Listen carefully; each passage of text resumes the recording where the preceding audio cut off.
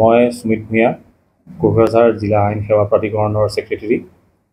আপোনালোকক জনাব পাই সুখী হওঁ যে প্ৰতিবাৰৰ দৰে এইবাৰো ৰাষ্ট্ৰীয় আইন সেৱা প্ৰাধিকৰণৰ নিৰ্দেশ মৰ্মে আমাৰ কোকৰাঝাৰ ন্যায়িক আদালতত ৰাষ্ট্ৰীয় লোক আদালত অনুষ্ঠিত কৰা হ'ব অহা 14 ছেপ্টেম্বৰ 2024 তাৰিখে। এই লোক আদালতত আমাৰ বিভিন্ন ৰকমৰ কেছসমূহ নিষ্পত্তি কৰাৰ বাবে হাতত লোৱা হৈছে, যেনে আমাৰ ফৌজদাৰী, দেৱানী গোচৰ, তাৰপাছত আমাৰ পাৰিবাৰিক সংঘৰ্ষৰ যিবিলাক গোচৰ আছে, তাৰোপৰি আমাৰ MVAC কেছেছ যিখিনি আছে, তাৰপিছত আপোনাৰ APDCL, BSNLৰ ঋণসমূহ আদায় কৰিব পৰা গোটেইখিনি গোচৰ আমাৰ হাতত লোৱা হৈছে।